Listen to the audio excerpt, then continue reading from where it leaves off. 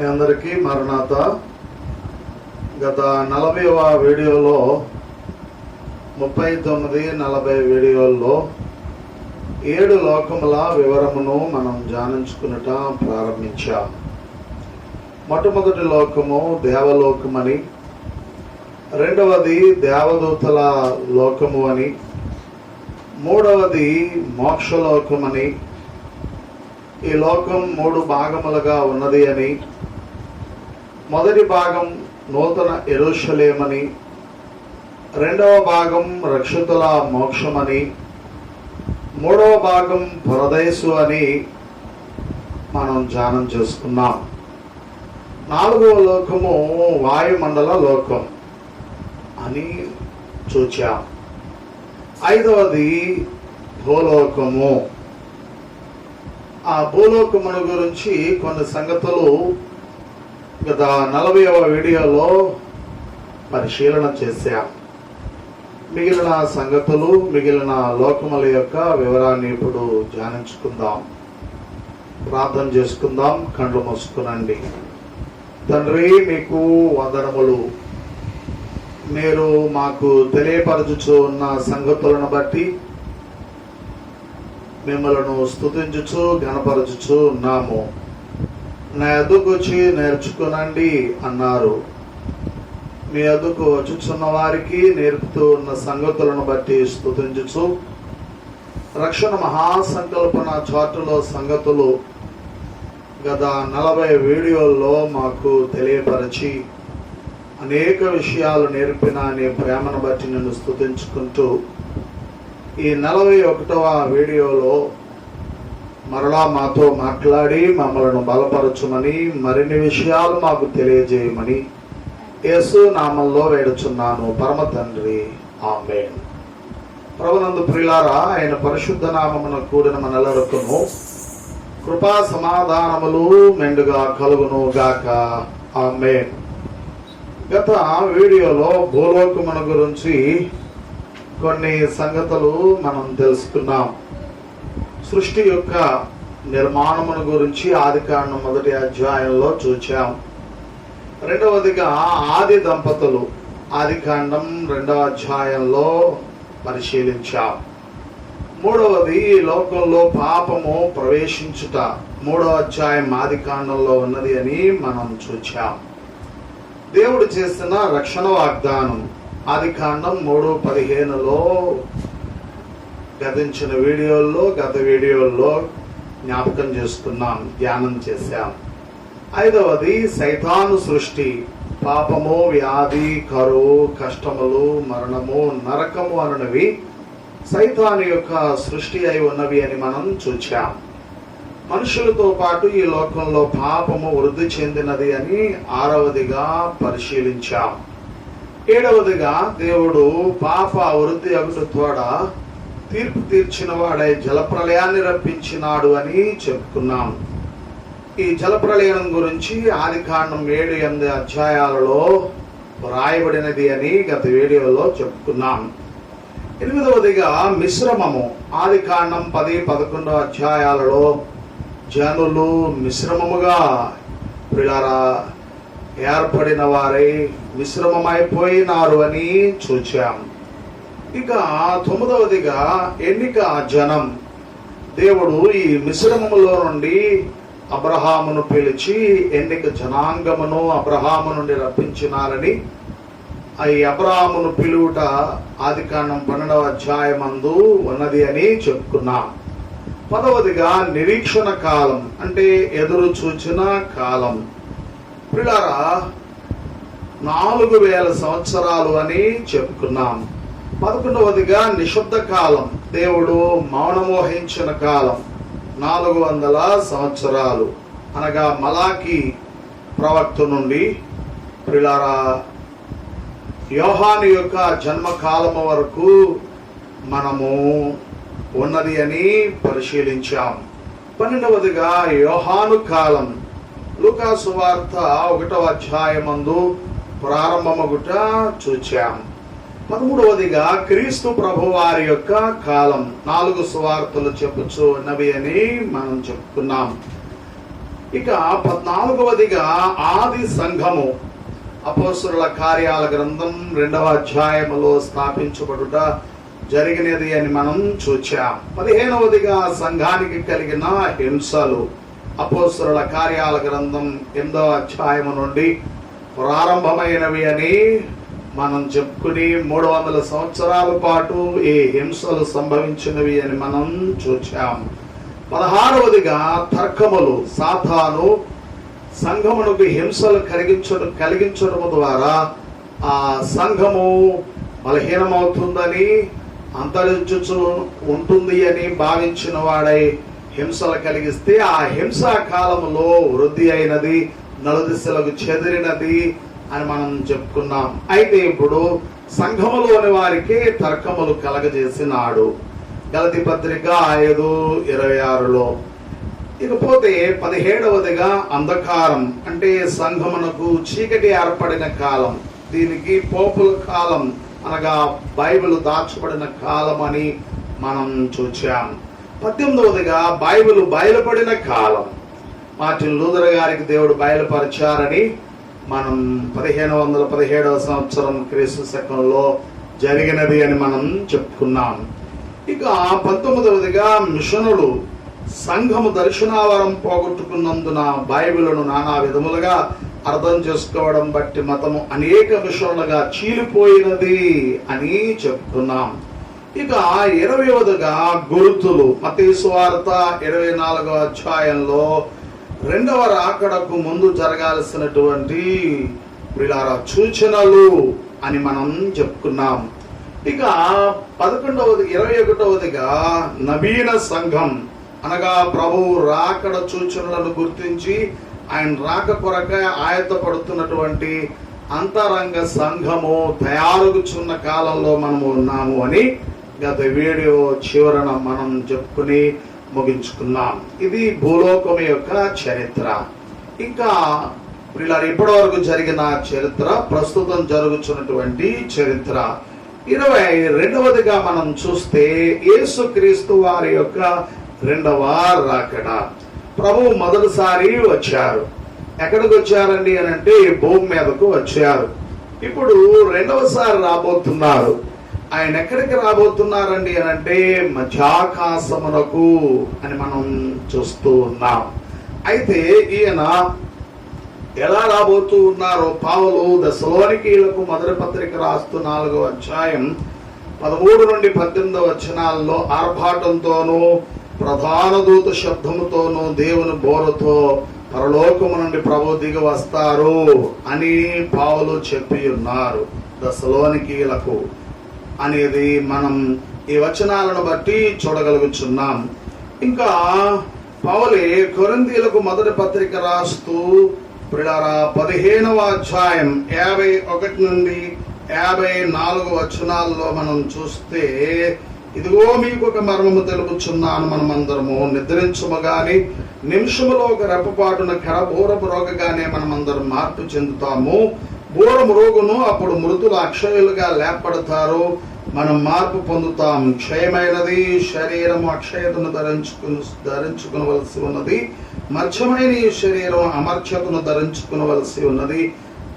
ఈ క్షయమైనది అక్షయతను ధరించుకున్నప్పుడు, ఈ మర్చమైనది అమర్చతను ధరించుకున్నప్పుడు విజయము మందు మరణం మృంగివేయబడినని వాక్యము నెరవేరును అంటూ పౌలు రాసి ఉన్నారు. అనగా మార్పు చెందుతాము. కడబోరపు రోగగానే యేసు రాకడ సమయంలో మనం రెప్పపాటున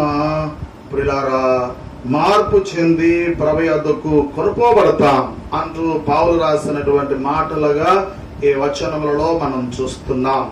అపోస్తలుల కార్యాల గ్రంథం 1వ అధ్యాయం 11వ వచనంలో యేసుక్రీస్తు వారి యొక్క రాకడ సందేశం పరలోకము నుండి వచ్చినటువంటి మనుషులిద్దరూ ఈ వచనంలో ప్రకటించినట్లుగా కనబడతా ఉన్నది. గలిలయ మనుషులారా, మీరెందుకు ఆకాశము వైపు నిలిచి తేరు చూచుచున్నారు? మీ వద్ద నుండి పరలోకమునకు చేర్చుకునబడిన యేసే ఏ రీతిగా పరలోకమునకు వెళ్ళుట మీరు చూచి ఉన్నారో, ఆ రీతిగానే ఆయన తిరిగి వచ్చునని ప్రియులారా, శిష్యులైన వారికి ఇద్దరు మనుషులు చెప్పినారు అని ఈ 11వ వచనంలో మనం చూస్తున్నాం. కాబట్టి యేసుక్రీస్తు వారు వస్తారు అని ఆరోహణమైన సమయంలో పరలోకము నుండి వచ్చిన ఇద్దరు మనుషులు ప్రకటించారు. ప్రియులారా, ప్రభు ముందుగానే పరమునకు ఆరోహణం కాకమునుపే తన శిష్యులైన వారితో తెలియజేసిన మాటలు.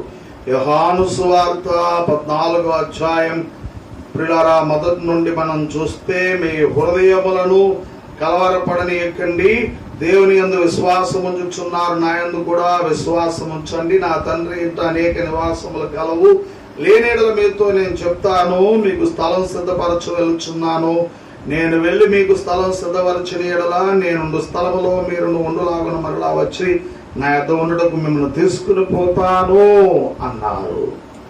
కాబట్టి నేను మిమ్మల్ని తీసుకుపోవడానికి వస్తాను, స్థలాలు సిద్ధపరచడానికి వెళుతున్నానని ప్రభు ఇక్కడ నేరుగా ప్రకటించినట్లుగా చూస్తున్నాం. అలాగే లూకా సువార్త 17వ అధ్యాయం ప్రియులారా 34 నుండి 37 వచనాలను మనం పరిశీలన చేస్తే, ఇక్కడ ప్రభు చెప్పిన మాటలు, నేను వచ్చినటువంటి ఆ సమయంలో ఇద్దరు మంచం మీద ఉందరు, వారిలో ఒకరు కొనుక్కోబడతారు, ఒకరు విడిచిపెట్టబడతారు. ఇద్దరు స్త్రీలు తిరగలు విసురుచుందురు, ఒకటి కొనుక్కోబడను, ఒకటి విడిచిపెట్టబడను అంటూ ప్రియులారా ప్రభు చెప్పినట్లు శిష్యులైన వారు ఆ మాటలు విని, ప్రభువా ఇది ఎక్కడ జరుగును అని అడగగానే ఆయన పీనుగు ఎక్కడ ఉన్నదో అక్కడ గద్దలు పోగొగునని వారితో చెప్పినాడు. కాబట్టి యేసు ప్రభువే నేరుగా ఇక్కడ తన రాకడను గుర్చున్నటువంటి సంగతులు తెలియపరచున్నట్లుగా మనం చూస్తా ఉన్నాం. పౌలు భక్తుడు హెబ్రీయులకు పత్రిక రాస్తూ 9వ అధ్యాయం 28వ వచనంలో అంటున్నారు, ఏమనండి అని అంటే, అలాగుననే క్రీస్తు కూడా అనేకుల పాపములను భరించుటకు ఒక్కసారి అర్పింపబడి తన కొరకు కనిపెట్టుకుని ఉండు వారి రక్షణ నిమిత్తమై పాపము లేకుండా రెండవసారి ప్రభు ప్రత్యక్షమవుతారు అంటూ హెబ్రీయులకు పౌలు రాసినటువంటి పత్రికలో రాసినట్లుగా మనం చూస్తున్నాం.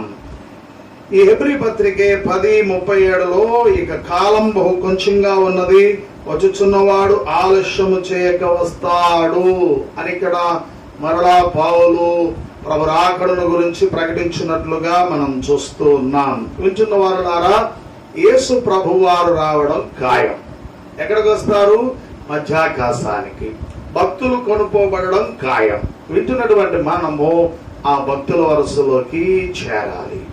అంటే ఏం చేయాలి? తెలిసిన పాపములను ప్రభు ఎదుట, ప్రియులారా చేసిన పాపములను ప్రభు ఎదుట ఒప్పుకొని ఆయన రక్తంలో కడగబడి పరిశుద్ధులై మరలా ఆ పాపములు చేయక, అనగా తెలిసిన పాపమేది చేయక పరిశుద్ధముగా జీవిస్తూ పరిశుద్ధాత్మను పొంది ఆజ్ఞలను అనుసరించి ఆజ్ఞలకు విధేయులముగా జీవిస్తూ ప్రభువు కొరకు సాక్షులుగా జీవించిన వారమై ఆయన గురించి చాటుచున్న వారముగా ప్రియులారా మనము ఈ లోకమందు వసించుచున్న వారమైతే ప్రభు వచ్చినప్పుడు ఎత్తబడడం ఖాయం.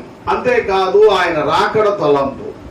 అయ్యగారు అన్నారు, ప్రతిదినం రాకడ తలంపు, రాకడ వాక్యములు, రాకడ ధ్యానము కలిగి ఉండకపోతే రాకడలో ఎత్తబడలేరు గనుక ఏ పని చేయొచ్చు నన్ను రాకడ ధ్యానం, రాకడ తలంపు కలిగి ఉంటే రాకడలో ఎత్తబడతారు అన్నారు. కాబట్టి ఈ దినాలలో భక్తులైన వారు కలిగి ఉండాల్సిన తలంపు ఏంటండి అని అంటే ఆయన రాకడ తలంపు.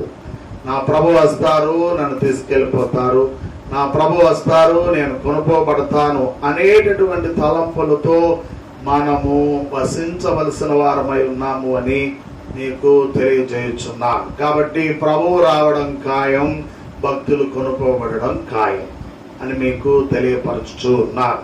ఇది జరిగిందా అండి అంటే ఈ రెండవ రాకడ ఇంకా జరగలేదు, నేడో రేపో జరగనై ఉన్నది. ప్రియులారా, ఈ వాక్యం వింటున్న ఈ వేళ మనకు ప్రభు రాకడ జరగవచ్చు, లేదా ఈ వారంలో జరగవచ్చు, ఈ నెలలో జరగవచ్చు, ఈ వర్షకాలములో జరగవచ్చు, ఈ వచ్చరంలో జరగవచ్చు. ఇలా ఎప్పుడు జరగవు, ఎప్పుడు జరుగును మనం ఎరుగము. మెట్టుకు మన విధి ఏమిటి, మన కర్తవ్యం ఏంటండి అని అంటే ఆయన రాకడ కొరకు ఇలా సిద్ధపడి ఎదురు చూడడమే అని మీకు తెలియజేయుచున్నాం. ఇక 23వదిగా మనం చూస్తే ప్రభు రాకడ జరిగినటువంటి తక్షణమే ఈ భూలోకములో శ్రమలు సంభవింపబోతూ ఉన్నాయి. ఎంతకాలం అండి అని అంటే 7 సంవత్సరాలు. ప్రియులారా, భూమి పుట్టినది మొదలుకొని అలాంటి శ్రమలు ఎవరికి కలగలేదు అని బైబిలే చెప్పుచూ ఉన్నది. ఈ భూలోకములో ప్రియులారా, సంఘము కొనుపోబడగానే ప్రభు రాకడ, సంఘ పోకడ జరిగిన తక్షణమే 7 సంవత్సరాలు శ్రమలు భూలోక వాసులకు సంభవించనై ఉన్నవి అని బైబిల్ గ్రంథమే తెలియపరచుచు ఉన్నది. ఈ శ్రమలు మహాశ్రమలు అని చెప్పబడ్డాయి. ఈ శ్రమలను గురించి ప్రకటన గ్రంథం 6వ అధ్యాయం నుండి 18వ అధ్యాయం వరకు సవివరముగా రాయబడుట మనం చూస్తాం. ఇక్కడ ఈ 6వ అధ్యాయం నుండి 18వ అధ్యాయం వరకు కనబడుతున్నటువంటి ఈ వచనములలో 3 ఏళ్ళు 21 రకములైన శ్రమలు 7 సంవత్సరాల కాలంలో జరగబోతున్నాయని ఈ అధ్యాయాలు మనకు తెలియజేయుచున్నాయి. ఏంటండి ఈ 3 ఏళ్ళు 21 రకాల శ్రమలు అంటే, ప్రియులారా, మొట్టమొదటిది 7 ముద్రలు. మొదటి శ్రమలు ఏంటండి? 7 ముద్రలు. రెండవది 7 బూరలు. మూడవది 7 పాత్రలు అని మీకు తెలియజేయుచున్నా.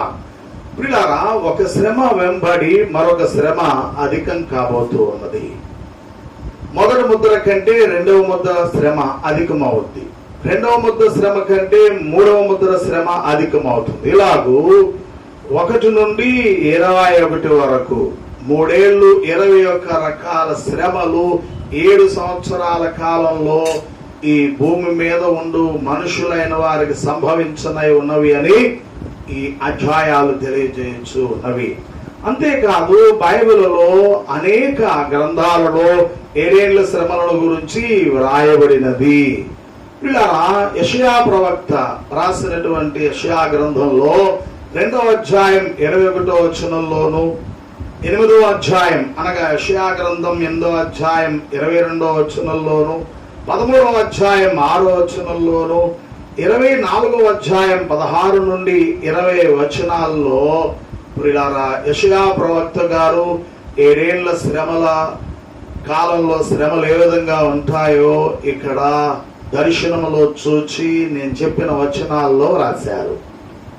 ఆ పిదప కన్నీటి ప్రవక్త అని బిరుదు నొందినటువంటి ఇర్మియా ప్రవక్త గారు 9వ అధ్యాయంలో 20 నుండి 22 వచనాల్లోను, 12వ అధ్యాయం 13వ వచనంలోను, ఇర్మియా ప్రవక్త 30వ అధ్యాయం 23 నుండి 24 వచనాల్లోను, అంతేకాక 51వ అధ్యాయం 58వ వచనాల్లో ఇర్మియా ప్రవక్త గారు రాసినట్లు మనము గమనించవలసిన వారమై ఉన్నాం.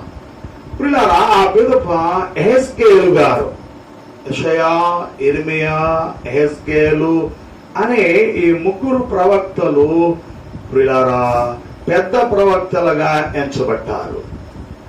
పాత నిబంధన గ్రంథములో 39 గ్రంథాలు మనం చూస్తాం. ఈ 39 గ్రంథాల్లో పెద్ద ప్రవక్తల గ్రంథాలు ఉన్నవి, చిన్న ప్రవక్తల గ్రంథాలు ఉన్నవి. ఈ పెద్ద ప్రవక్తల గ్రంథాలైన యెషయా గారు మొట్టమొదటి పెద్ద ప్రవక్తగా కనబడుతున్నారు. వీరు రాసినటువంటి ఆ గ్రంథంలో ఏ అధ్యాయాల్లో ఏ వచనాల్లో 7 ఏళ్ల శ్రమల గురించి రాశారో మీకు తెలియజేశారు. ఇర్మియా ప్రవక్త గారు వారు రాసినటువంటి ఆ గ్రంథంలో ఎక్కడెక్కడ రాశారో ఈ 7 ఏళ్ల శ్రమల గురించి కూడా మీకు తెలియజేశాను. ఇకపోతే యెహెజ్కేలు ప్రవక్త గారు రాసినటువంటి యెహెజ్కేలు గ్రంథంలో 21వ అధ్యాయం 7వ వచనంలోను, 30వ అధ్యాయం 2 నుండి 3 వచనాల్లోను, అలాగే 38వ అధ్యాయం యెహెజ్కేలు గారు రాసిన యెహెజ్కేలు గ్రంథం 38వ అధ్యాయం 18 నుండి ప్రియులారా 23 వరకు రాయబడిన వచనాల్లో 7 ఏళ్ల శ్రమలను గురించి దర్శనములో చూచి ప్రభు బయలుపరచగా రాసినారు అని మీకు తెలియజేస్తున్నాం. ఇకపోతే ఏవేలు ప్రవక్త, ప్రియులారా చిన్న ప్రవక్తలలో ఒకరు ఏవేలు గారు. వీరు 2వ అధ్యాయం 11వ వచనంలోను 3వ అధ్యాయం 16వ వచనంలో 7 ఏళ్ల శ్రమల కాలంలో జరుగు కొన్ని శ్రమల గురించి వ్రాసి ఉన్నారు. ఇకపోతే మరొక చిన్న ప్రవక్త జెఫన్యా 1వ అధ్యాయం 14 నుండి 18 వచనాల్లో రాసినారని మనం చూస్తాం. ఇకపోతే మరొక చిన్న ప్రవక్త హబక్కూకు గారు 2వ అధ్యాయం 13వ వచనంలో ఈ హబక్కూకు ప్రవక్త 7 ఏళ్ల శ్రమలలో జరుగుయేటటువంటి సంగతులు రాసినట్లు మనం చూస్తాం. ప్రకటన గ్రంథము 6వ అధ్యాయం 15వ వచనంలోను, మత్తయి సువార్త 24వ అధ్యాయం 24వ వచనంలో కూడా మరి 7 ఏళ్ల శ్రమల గురించి వ్రాయబడినట్లుగా మనం చూస్తాం. అయితే ఈ 7 ఏళ్ల శ్రమల కాలంలో అంత్యక్రీస్తు ప్రియులారా అనేటటువంటి ఒక వ్యక్తి ప్రత్యక్షం కాబోతూ ఉన్నాడు. ఈ అంత్యక్రీస్తు ఎవరండి అని అంటే, అంత్యక్రీస్తు అన్న మాటకు అర్థము క్రీస్తు విరోధి, యాంటీ క్రైస్ట్ అంటారు ఆంగ్లంలో. అనగా క్రీస్తు విరోధి, క్రీస్తు ప్రభువారికి విరోధిగా ఇతడు ఈ భూమిని లేదా ఈ భూలోకమును పాలించబోతున్నాడు. ఎంతకాలం అండి అని అంటే 7 సంవత్సరాలు. వీరి యొక్క పరిపాలన గురించి ప్రియులారా ప్రకటన గ్రంథం 13వ అధ్యాయం 1 నుండి 10 వచనాల్లోనూ, పెద్ద ప్రవక్తల గ్రంథములలో ఒకటిగా ఉన్నట్టి దానియేలు గ్రంథం 9వ అధ్యాయం 27వ వచనంలోను, మత్తయి సువార్త 24వ అధ్యాయం 24వ వచనంలో కూడా ఈ అంత్యక్రీస్తుని గురించి వ్రాయబడినట్లు మనం చూస్తాం. ఇక రెండవదిగా చూస్తే 7 ఏళ్ల శ్రమల కాలంలో అంత్యక్రీస్తు యొక్క అనుచరుడు అబద్ధ ప్రవక్త, ఇతని గురించి ప్రకటన గ్రంథం 13వ అధ్యాయం 11వ వచనంలో రాయబడి ఉన్నది. ఇవన్నీ మీకు ఈ రక్షణ మహాసంకల్పన చార్టులో మనకు ముందుకు కనబడబోతున్నాయి. అవి ఆ అంశాలు వచ్చినప్పుడు సవివరంగా మీకు బోధిస్తాను. ఊరికే జ్ఞాపకం చేస్తూ ముందుకెళ్తున్నాను. వివరణ ఈ చార్టులో మనకు కనబడుతున్నప్పుడు మీకు ప్రకటిస్తానని మీకు తెలియజేయుచున్నా. ఇది గుర్తుపెట్టుకోండి. నేను పాస్టర్ గారు ఇలా చెప్పుకుంటూ పోతున్నారు అని అనుకోవద్దు. వివరణ తర్వాత మీకు తెలియజేస్తాను. ముందు మీకు చెప్పడం జరిగింది ఈ 7 ఏళ్ల మరి 7 లోకముల యొక్క వివరణలో అనేక సంగతులు కొన్ని మనం చెప్పుకున్నాం. ఇంకా రాబో చార్టులో మిగిలిన సంగతులు ధ్యానించుకోబోతున్నాము అని మీకు ముందుగా తెలియజేశాను. అయితే జ్ఞాపకం చేస్తూ ముందుకు వెళ్ళి అంశాన్ని ముగిస్తానని చెప్పాను. అలాగే చేస్తున్నాను. ఇది గమనించండి. ఇక ముందుకు మనం వెళితే ప్రియులారా 3 దెయ్యములు ప్రకటన గ్రంథం 16వ అధ్యాయం 13వ వచనంలో మనం చూస్తాం. 3 దెయ్యములు. ఇక 4వదిగా చూస్తే మొదటి శ్రమలు. ప్రియులారా క్రీస్తును నమ్మిన వారికే అని 7 సంవత్సరాల శ్రమల ప్రారంభ చరిత్ర మనకు తెలియజేయుచున్నది. మొదటి శ్రమలు అనగా మొదట ఎవరికండి శ్రమలు కలిగేది అంటే యేసు ప్రభు వారిని నమ్మిన వారికే శ్రమలు. అనగా ప్రభు 2వ రాకడ జరిగిన సమయంలో ఎత్తబడక మిగిలిపోయిన వారు ఉంటారే, వారికి 7 ఏళ్ల శ్రమల కాల ప్రారంభమందు శ్రమలు కలగబోతున్నాయి అన్నమాట. ఎవరి ద్వారానండి అంటే అంత్యక్రీస్తు ద్వారా. ప్రియులారా వీరు అంత్యక్రీస్తు యొక్క ముద్ర వేయించుకొనరు. అందుకని వాడి వలన వీరికి శ్రమలు కలుగుతాయి. ప్రకటన గ్రంథం 13వ అధ్యాయం 16 నుండి 18 వచనాలలో ఈ సంగతులు మనం చూస్తాం. ఇకపోతే ప్రియులారా 5వదిగా మనం చూస్తే 2వ శ్రమలు. ఇవి సృష్టి ద్వారా కలిగేవి. ఈ శ్రమలు ఎవరికండి అని అంటే ప్రియులారా, విశ్వాసులు కాక మిగిలిన వారికి అనగా అవిశ్వాసులకు, యేసుక్రీస్తు వారిని ఎరగని వారికి, నమ్మని వారికి, ఆరాధింపని వారికి సృష్టి ద్వారా శ్రమలు కలగబోతున్నవి. ఇవి దేవుని యొద్ద నుండి కలిగేటటువంటి శ్రమలు. చెప్పండి, ఎవరి యొద్ద నుండి? దేవుని యొద్ద నుండి అని మనం గమనించాలి. అయితే ఎందుకు దేవుడు వీరిని శ్రమ పరుస్తారు ఆ 7 సంవత్సరాల కాలంలో అని మనం చూస్తే, ప్రజలు శ్రమల యందు తన తట్టు తిరిగి రక్షించబడవలననే కోరిక చేత దేవుడు నరులైన వారికి శ్రమలు రాణిస్తాడు. ఆ శ్రమల వలనైనా ప్రియులారా, దేవుని ఎరిగి దేవుని తట్టు మనుషులు తిరుగుతారన్నదే ఆయన ఉద్దేశం. ప్రకటన గ్రంథం 16వ అధ్యాయములో మనం చూస్తాం. ఇకపోతే 6వదిగా సమాజము. లోక నివాసులు అంత్యక్రీస్తు తట్టు ప్రియులారా తిప్పుటకు ఒక సమాజము ఏర్పడుతుంది. లోకములో ఒక సమాజం ఏర్పడుతుంది. ఈ సమాజము అనగా సంఘము ఏర్పడుతుంది. ఈ సంఘం యొక్క పని ఏంటండి అని అంటే, లోక నివాసులందరినీ అంత్యక్రీస్తు తట్టు త్రిప్పడం. ఈ సమాజమునకే స్త్రీ అనేటటువంటి బిరుదు వచ్చినది. వీటి గురించి ప్రకటన గ్రంథం 17వ అధ్యాయం 1 నుండి 6 వచనాల్లో మనం చూస్తాం. ఇక 24వదిగా మనం పరిశీలన చేస్తే, 23వదిగా 7 ఏళ్ల శ్రమలని చెప్పుకున్నాం. ఈ 7 సంవత్సరాల మహాశ్రమల ముగింపులో 24వదిగా ఒక యుద్ధము జరగబోతా ఉన్నది.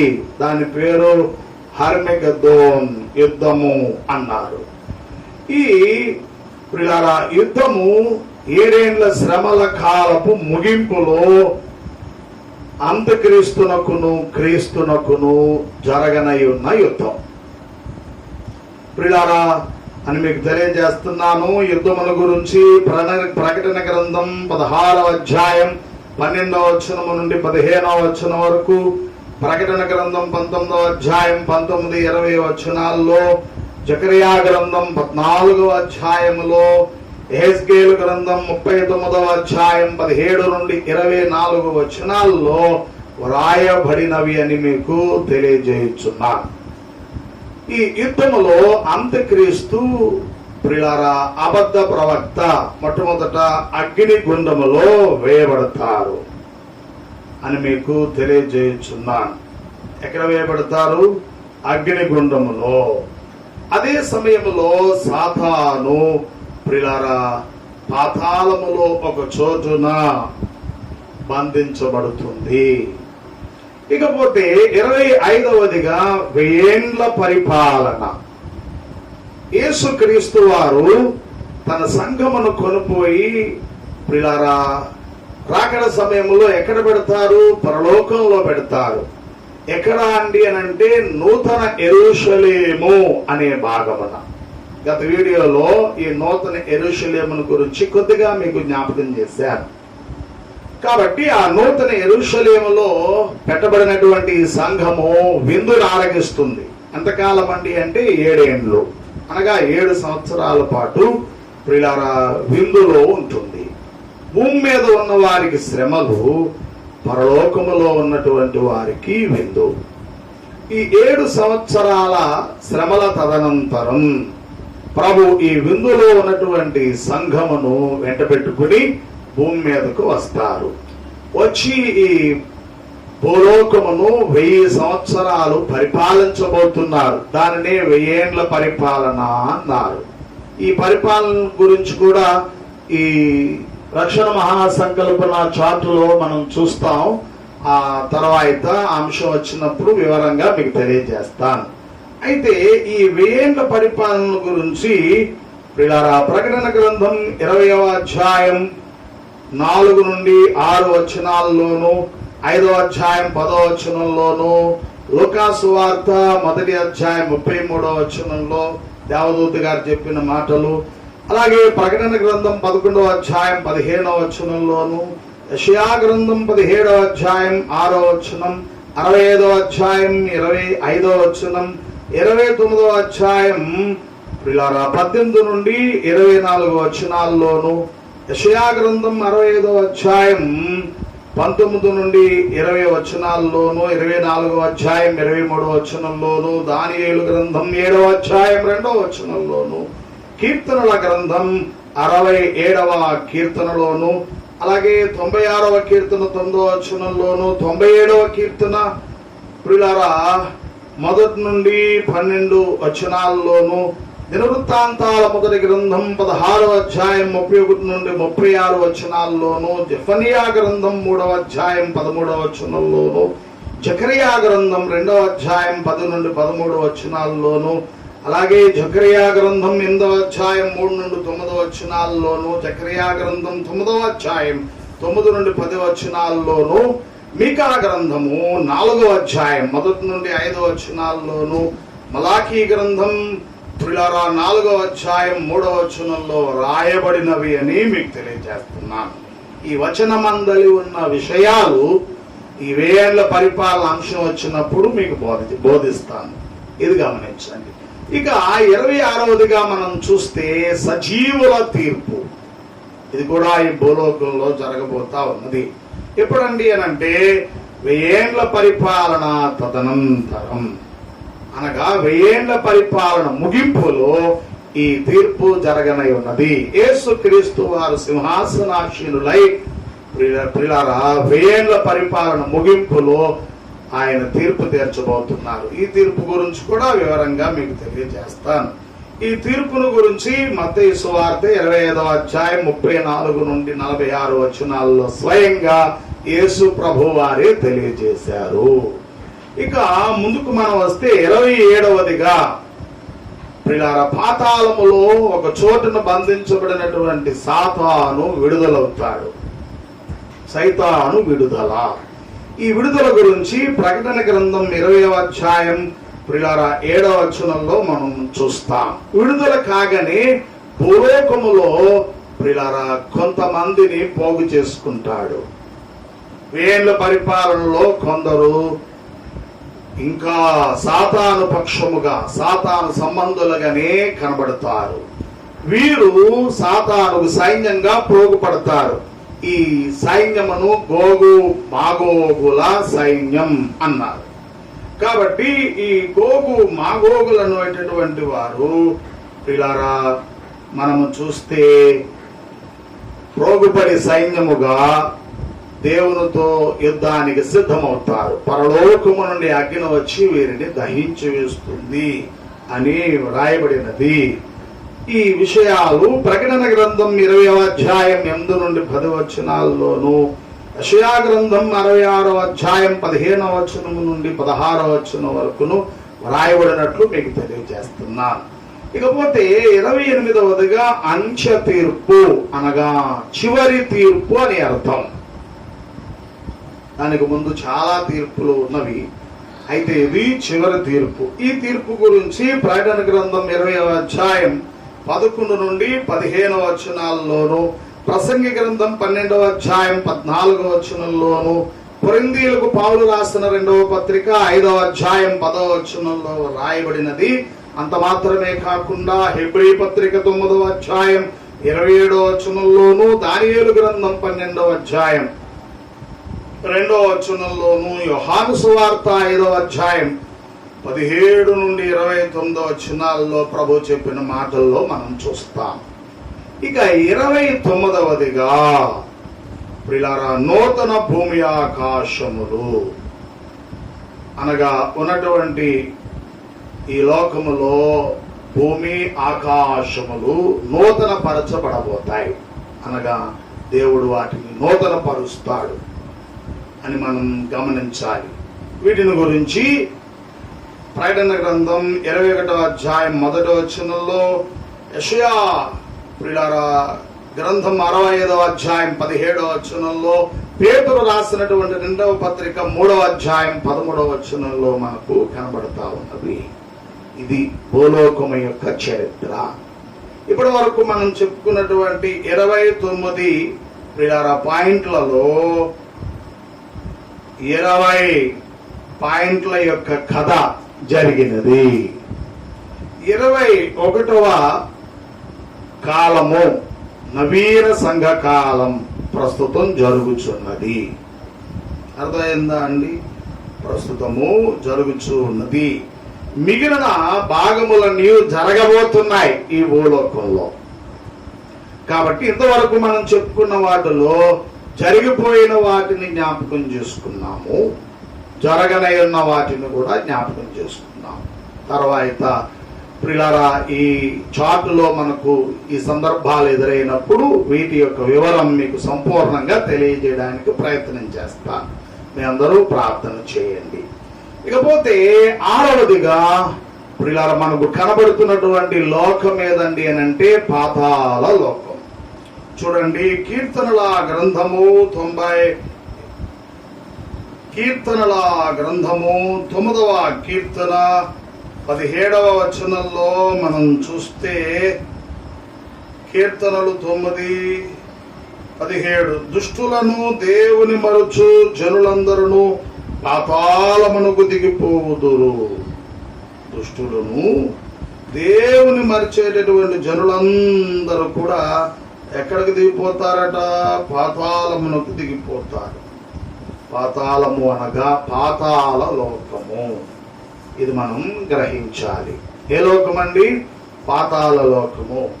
ఇది ఎక్కడ ఉన్నదండి అని అంటే భూమి కింద ఉన్నది. మనం భూలోకములో ఉన్నాం.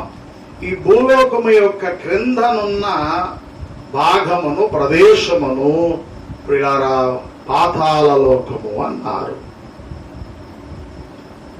ఇంతవరకు మనం చెప్పుకున్న భూలోకమును గురించి అన్ని మతాల గ్రంథములలో రాయబడినవి సంపూర్ణంగా కాకపోయినా కొంచెం కొంచెం. అయితే బైబిల్లో రాయబడినటువంటి చరిత్ర చాలా గొప్పది, భూలోక చరిత్ర. వాటిని ఇప్పుడు మీకు జ్ఞాపకం చేస్తూ ముగించాను. ఇకపోతే భూలోకము క్రింద ఉన్నటువంటి లోకం పేరు పాతాళ లోకము. ప్రియులారా, ఇది ఎక్కడ ఉన్నది? క్రింద ఉన్నది అని మనము చదువుకున్నాం. ఎక్కడ ఉన్నది? క్రింద ఉన్నది అనగా భూమి క్రింద ఉన్నది. అయితే ఈ పాతాళము 3 భాగాలుగా ఉన్నది. ఇది మనం గుర్తించుకోవలసినటువంటి విషయం. ఎన్ని భాగాలుగా ఉంది? 3 భాగాలు. ప్రస్తుతం మనం ఉన్న ఈ భూలోకం ఎన్ని భాగాలు చేయబడింది? 7 భాగాలు. వీటిని 7 ఖండములు అంటున్నాం. ఆసియా, ఆఫ్రికా, ఐరోపా, ఉత్తర అమెరికా, దక్షిణ అమెరికా, ఆస్ట్రేలియా, అంటార్కిటికా అనే పేర్లు 7 ఖండములకు ఏర్పడినట్లు మనం ఎరిగిన వారమై ఉన్నాం. ఈ భూలోకము 7 భాగములుగా ఎలా విభజించబడిందో, పరలోకం 3 భాగాలుగా విభజించబడిందని గత వీడియోలో మనం ధ్యానం చేసుకున్నాం. అయితే క్రిందనున్న పాతాళ లోకం కూడా 3 భాగములుగా విభజించబడినది. ఇది మనం గమనించాలి. మొట్టమొదటి భాగం పేరేంటండి అని అంటే హేడెస్ అనేటటువంటి చెర. చూడండి, నేరస్తులైన వారిని నేరుగా ప్రియులారా కోర్టుకు తీసుకెళ్లి తీర్పు తీర్చేయరు. ఏం చేస్తారు? పట్టుకుని పోలీసు వారు ప్రియులారా జైల్లో పెడతారు. జైలుకు మరొక పేరు చెర. చెరసాలలో పెడతారు.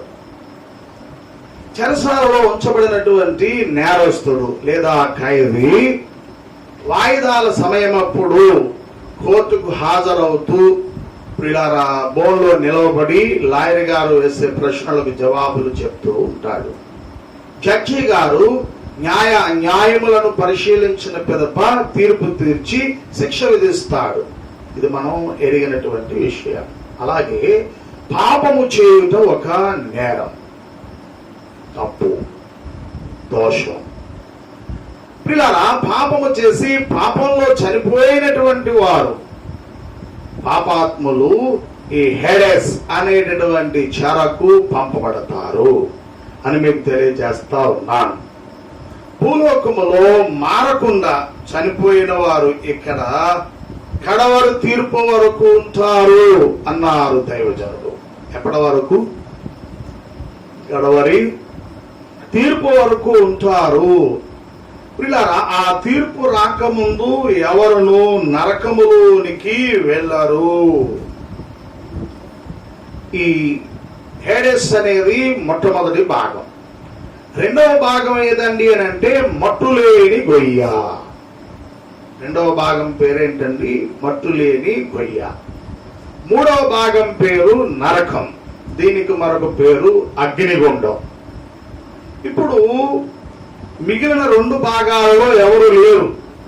మట్టులేని గొయ్యలోనూ ఎవరు లేరు, నరకము అనే అగ్నిగుండంలో కూడా ఎవరు లేరు. అయితే ఈ మొదటి భాగమైన హేడెస్ అనేటటువంటి చెరలో ప్రియులారా, సృష్టి ఆరంభము నుండి నేటి వరకు ఎందరూ మారకుండా చనిపోయారో, పాపంలో ఉండి చనిపోయారో, వీరందరూ నేరం చేసిన వారయ్యారు కనుక ఈ హేడెస్ అనేటటువంటి చెరలోకి పంపబడినారు అని మనం గమనించాలి. ప్రియులారా, దేవుడు వీరిని నేరుగా నరకము, అగ్నిగుండము అనే భాగములో పడవేయలేదు.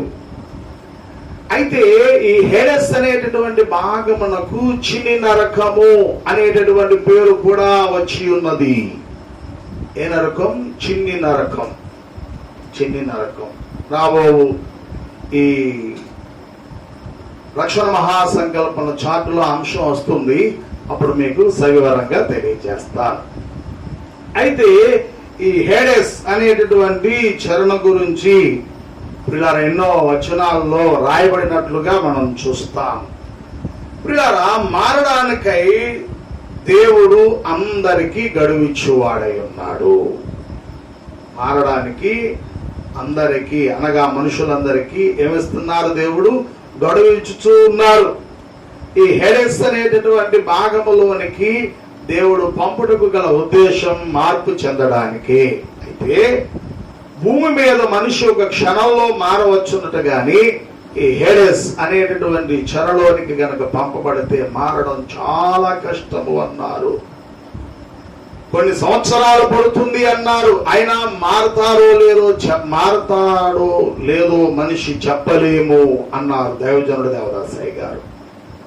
కాబట్టి వింటున్నటువంటి మనం మార్పు చెందిన వారమై, పాపముల నుండి విడుదల పొందిన వారమై, పాపములను మానుకున్న వారమై, పరిశుద్ధముగా జీవించుచున్న వారముగా ఉంటే ప్రియులారా, ఈ లోకాన్ని ఎప్పుడు విడిచినా పరలోకంలో ప్రవేశిస్తాం. పరలోకములో ఒక భాగమైన పరదైసు అనేటటువంటి భాగంలో చేర్చబడతాం.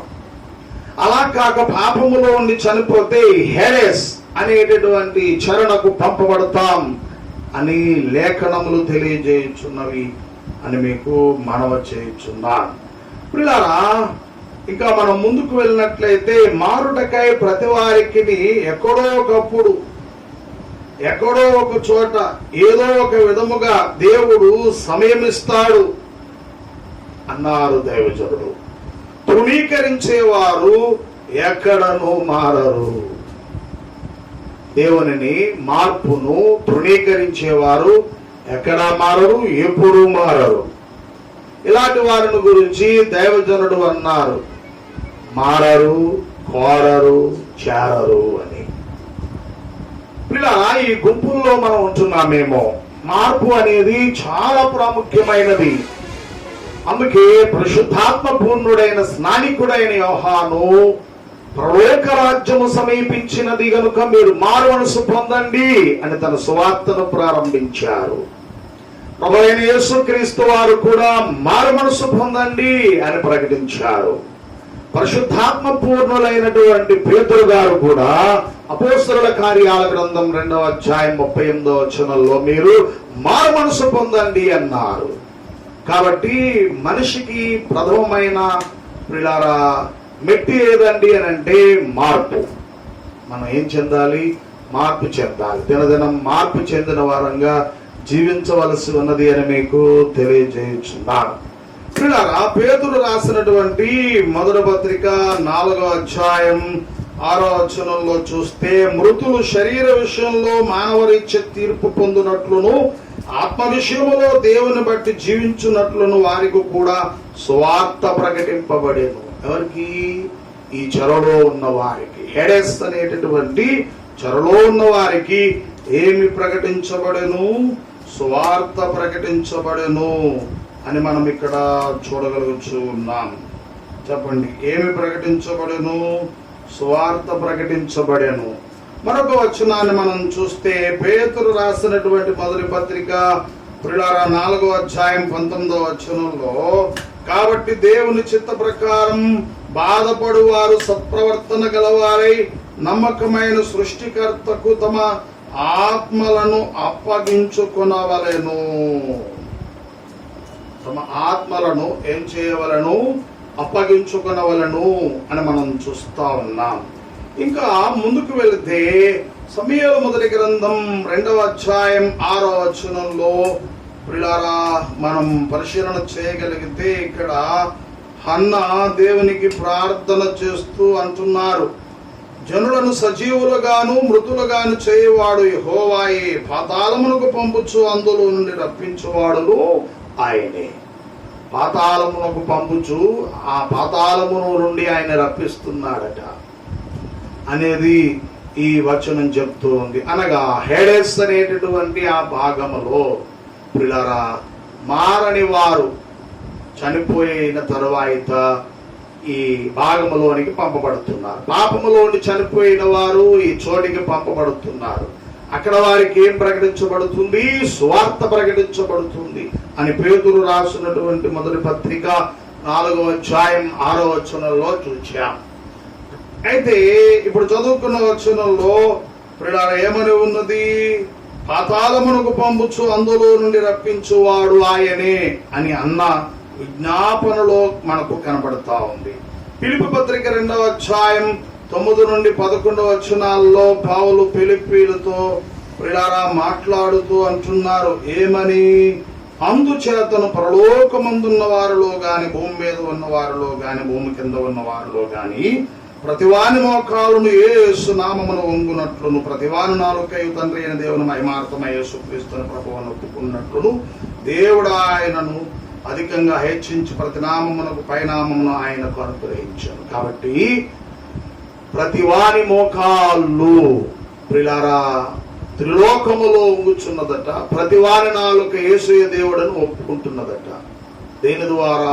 సువార్త ప్రకటించబడుట ద్వారా. ఇక వివరణలోనికి వెళ్ళను, తర్వాత విషయాలు మీకు తెలియజేస్తాను. వచనాలు చెప్పి నేను ముగిస్తాను. మత్తయి సువార్త 8వ అధ్యాయం 12వ వచనంలో, ఆమోసు గ్రంథం 9వ అధ్యాయం 2వ వచనంలో, హోషేయ గ్రంథం 13వ అధ్యాయం 14వ వచనంలో, కీర్తనల గ్రంథం 139వ కీర్తన 8వ వచనంలో, ప్రకటన గ్రంథం 1వ అధ్యాయం 18వ వచనంలో, లూకా సువార్త 4వ అధ్యాయం 18వ వచనంలో, ఎఫెసీ పత్రిక 4వ అధ్యాయం 8 నుండి 9 వచనాల్లో ఈ హేడెస్ అనేటటువంటి చరణ గురించి వ్రాయబడి ఉన్నది. ఇక రెండవదిగా చూస్తే మట్టులేని గొయ్య. ప్రకటన గ్రంథం 20వ అధ్యాయం 1-3 వచనాల్లో చూస్తాం. ఇక్కడ సైతాను 1000 ఏండ్లు ప్రియులారా అనగా 1000 సంవత్సరాల పాటు ఉంటుంది. ఎక్కడ ఉంటుంది? 1000 సంవత్సరాల పాటు ప్రియులారా ఈ మట్టులేని గొయ్యలో ఉంచబడుతుంది. దేవజనుడు అన్నాడు, సాతానుకు దేవుడేసిన మొట్టికాయే ఈ మట్టులోని గొయ్య. అంతేకాదు వాడు మారుటకు ఇది గడువు అన్నారు.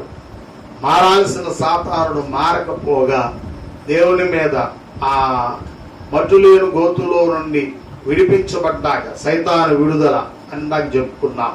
విడిపించబడిన తర్వాత దేవుని మీదకే యుద్ధానికి వెళ్తాడు. కాబట్టి మట్టులేని గొయ్య అనేటటువంటి ఈ భాగం ఎవరికండి అంటే సాతానుకి. ఇక చివరిగా పాతాళ లోకములో ఉన్నటువంటి చివరి భాగము నరకము అని చెప్పుకున్నాం. మరొక పేరు అగ్నిగుండం. దీని గురించి ప్రకటన గ్రంథం 20వ అధ్యాయం 14-15 వచనాల్లో వ్రాయబడినది అని మీకు తెలియజేస్తున్నాను. ఇది కడవరి తీర్పు కాలమున కనబడుతుంది. ఈ గుండం, ఈ నరకం తీర్పు ప్రియులారా జరుగునప్పుడు తీర్పు చేయుటకు క్రీస్తు కాక మరెవరు రాక, మరెవరను ఈ తీర్పులో ఉండక ఆయనే తీర్పు తీర్చువారై ఉన్నారు. ఈ తీర్పును గురించి ఈ నరకమును గురించి, అగ్నిగుండమును గురించి యోహాను సువార్త 5వ అధ్యాయం 27వ వచనంలో, మత్తయి సువార్త 13వ అధ్యాయం 50వ వచనంలో, మత్తయి సువార్త 25వ అధ్యాయం 41వ వచనంలో, మార్కు సువార్త 9వ అధ్యాయం 48వ వచనంలో, అంతేగాక యెషయా గ్రంథం 34వ అధ్యాయం 10వ వచనంలో, ప్రకటన గ్రంథం 21వ అధ్యాయం 8వ వచనంలో ఈ అగ్నిగుండమును గురించి, నరకమును గురించి వ్రాయబడింది. ఇది 6వ లోకమై ఉన్న పాతాళ లోక చరిత్ర. ఇక చివరిగా మారిన లోకము. చివరి లోకం పేరేంటండి అంటే మారిన లోకం. ఇది ఇక ముందుకు కనబడబోతా ఉంది. ఇప్పుడు మనం చెప్పుకున్న 6 లోకములు ఉన్నవి. 7వ లోకం ఇక మన ముందుకు కనబడబోతా ఉన్నది. దీనికి మరొక పేరు భూలోక మోక్షం. ఏ మోక్షం? భూలోక మోక్షం. దీని గురించి యెషయా గ్రంథం 66వ అధ్యాయం 22వ వచనంలోను, పేతురు రాసిన 2వ పత్రిక 3వ అధ్యాయం 13వ వచనంలోను, ప్రకటన గ్రంథం 21వ అధ్యాయం 1వ వచనంలో రాయబడినవి అని మీకు తెలియజేస్తా ఉన్నా. కాబట్టి ప్రియులారా, ఇక్కడ ఎవరు ఉంటారండి అంటే 1000 ఏళ్ల పరిపాలన కాలంలో రక్షించబడిన వారు ఉంటారు. అప్పుడు భూమి ప్రియులారా నూతనంగా మార్చబడి మోక్షలోకంలో ఒక భాగం అవుతుంది అన్నారు. పరలోకంలో ఒక భాగం అవుతుంది. దానికే మరొక పేరు భూలోక మోక్షం. ఆదామములు పాపం చేయకమునుపు ఈ లోకము మోక్షంలో ఒక భాగంగా ఎలా ఉన్నదో దేవుడు మరలా చేయబోతున్నాడు. ప్రియులారా, ఈ చాటులో దేవలోకము నుండి భూలోక మోక్షము వరకు జరగబో సంగతులు ఉన్నాయి. అందుకే 7 లోకాల వివరణ పూర్తిగా మీకు ఇవ్వక జ్ఞాపకం చేస్తూ ముగించాను. వివరణ అంతా ఈ చాటులో మనం చూద్దాం. రాబో వీడియోల్లో అందరూ ప్రార్థన చేయండి. దేవుడి మాటలు మేము హృదయాంతరంగములలో బదిలిపరిచి మిమ్మల్ని ఫలింప చేయను కాక. ఆమేన్. తండ్రి, మీ కొందనములు మాకై వినిపించిన సంగతుల కొరకు స్తోత్రాలు. మేము అనేకమైన విషయాలు నీ పాదాల యొద్ద కూర్చుని నేర్చుకుని బలపడలాగున సహాయం చేయమని ఇంతవరకు మాకై వినిపించిన ఈ సంగతులను బట్టి స్తుతించుకుంటూ యేసు నామములో వేడుచున్నాను పరమ తండ్రి. ఆమేన్. త్రైకతృత్వ దేవుని దీవెనలు మీ ಎಲ್ಲರಿಗೂ తోడై నడిపించును గాక. ఆమేన్. మారనాథ.